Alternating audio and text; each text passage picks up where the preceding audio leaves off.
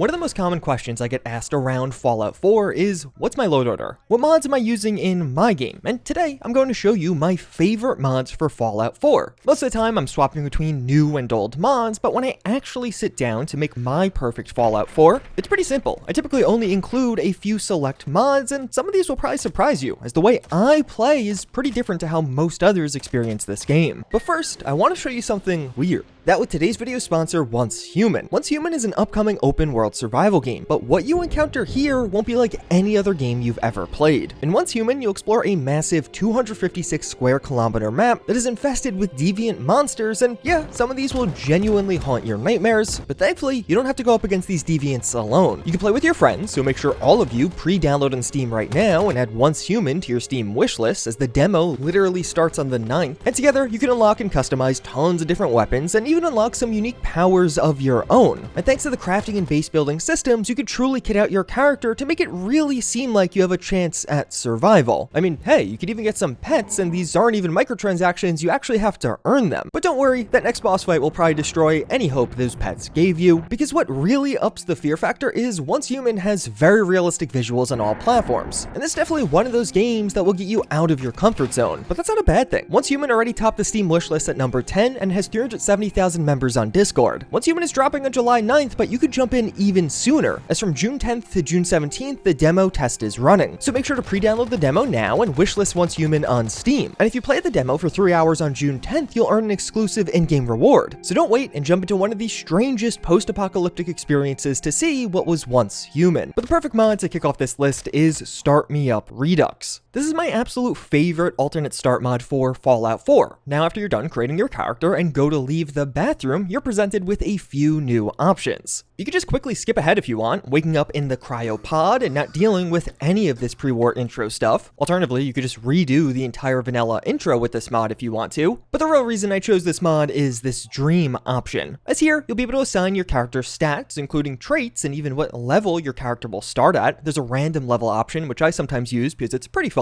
But the important choices here are what occupation your character has, where you spawn in the Commonwealth, as well as how much gear you spawn with. So for a subsequent playthrough in Fallout 4, you could have some pretty fun and unique starts, like being kitted out as a Brotherhood of Steel knight, or alternatively a rich Wastelander that has tons of higher level gear as well as some nice combat armor to kick off the game. But for me, when using Start Me Up, I either choose the Survivalist or Hunter start most often, because I really enjoy starting Fallout 4 with a hunting rifle. As well as one of the other cool parts about Start Me Up Redux is it actually changes Fallout 4's main story. If you wanted the game to be a bit more of an RPG, this technically does bring that functionality. When beginning with one of these alternative start paths, you also get a new main quest. In this life, you're not actually Nate or Nora, and instead you'll have a quest around a rumor of a nearby vault, and you need to go investigate that. Within the vault, you'll find the remains of a failed escape from Nate. But you could listen to a holotape that Nate has on his body, and this will give you the details of the kidnapping of Sean, which if you choose to pursue it, will immediately lead you into the main quest of Fallout 4. But really for me, Start Me Up is just the easiest way to jump into Fallout 4 quickly, but when it comes to gameplay mods, things take a far more drastic turn, as the next mod is really the core of this all with survival options. Simply put, survival is the best way to experience Fallout 4. That first pass of exploration on foot and really just uncovering things as you go, all the while requiring food and drink just seriously ups the immersion and for me, my enjoyment. And this is commonly echoed throughout the community, so if you've never tried Fallout 4 on survival mode, I highly recommend giving it a go, and survival options is one of the best ways to do that. Because with survival options, you'll be able to tweak just about every aspect of Fallout 4's survival mode to really make it your own game mode. As for me personally, I hate redoing things, so while I do love survival, I use survival options to tune it down in some ways. I typically enable saving because I don't enjoy dying and losing an hour of progress. Oftentimes, I'll also enable fast travel because, while yeah, the first time you walk around the Commonwealth, it's pretty fun. The second and third time you have to walk across the Commonwealth, it's not nearly as enjoyable and just fast traveling becomes simpler. But the real major change I make with survival options is to damage dealt and received. I typically change each of these to be about 5x, which makes Fallout 4 a dramatically different game, even compared to the vanilla survival mode. And I gotta be honest, I stole this. Yeah, this isn't even my own creation. Years ago, another YouTuber named Kubits detailed playing Fallout 4 with a much lower time to kill, and for me, this is really how you make the game just about perfect. You see, with damage cranked up to 5x, every single weapon you use is now deadly. There really isn't a ton of need for many of these damage perks unless you're just trying to one-shot enemies, and particularly if you want to build around stealth. And perhaps even more importantly, every single time you come up against enemies in Fallout 4 now, they will have a pretty easy chance of killing you. Typically, if you're using a full set of armor with this 5x damage on, as well as even a couple of defensive perks, you might be able to survive 1 to 2 shots from lower end weapons. But even still, it's near instant death if an enemy gets a drop on you. But why I really like playing like this is it doesn't actually make the game all that much harder. Like, yeah, sure, sometimes you will end up dying a lot more often, but not in the same ways. With time to kill so low, as long as you position yourself correctly or have a halfway decent plan when going into an area, you can clear through many locations with ease, and the real killer in this method is going to be going into situations unprepared or just getting out-positioned by the enemies. So instead of Fallout 4's combat being about speccing into certain paths to try and deal as much damage because half the enemies towards the late game become bullet sponges, with the mods configured this way, it becomes a far more strategic and thoughtful game. And many times, humans aren't even the biggest threat, as creatures get a giant buff with this one. Ghouls in particular become absolutely terrifying. Most ghouls in the game are going to be able to take you out in 1 to 2 shots, and ghouls will literally dive at you in packs. Getting the high ground or just putting something in between you and those incoming ghouls is essential for survival. And conversely, many of the boss tier enemies that were once very tough bullet sponges will now just die in a few quick hits and honestly aren't too big of a deal. And I do throw a few other mods on top of this to make it more enjoyable for me. Immersive HUD is a mainstay in my load order. It's on in nearly all of my videos, and it'll dynamically turn off your HUD depending on what you're doing in game. Fallout 4 is one of those games where you could enjoy the vast majority of the experience without any HUD whatsoever, and I actually think this makes it a lot more immersive. So most of the time, I like to play with basically no HUD on. But once combat begins, oftentimes I want my health bar and compass to turn back on, so with Immersive HUD, I have it configured that way. And alternatively, by aiming down sights, I can always see my compass, and this is handy when trying to track enemies or find certain quest markers. But having your compass off most of the time is nice because it makes you not as reliant on some of those quest markers, and I find it ups the enjoyment with the game. Another must for me is see-through scopes. I think Fallout 4's combat lends itself best to medium-range rifles, and being able to just look through the scope as opposed to having this weird cut to black is incredibly handy. I absolutely despise the vanilla scopes in Fallout 4. Perhaps more so than any other mod in this video, see-through scopes has been a permanent addition to my load order for roughly the past 7 years. But perhaps the most defining of all, we also do have kill tips and hit indicator sound. This too is one of my all-time favorite mods, and even if I'm only using 5 mods for this game, this would be one of them, particularly when playing with this much lower time to kill. This mod will basically just be a bullet time mod with one specific feature that I absolutely love. It has a bunch of options. By default, when you land hits on an enemy, a sound will play, and you even have a built-in kill feed now showing you all of the kills going on. I don't really like that, so I just turned those features off. And the real reason I love this one is you can configure it so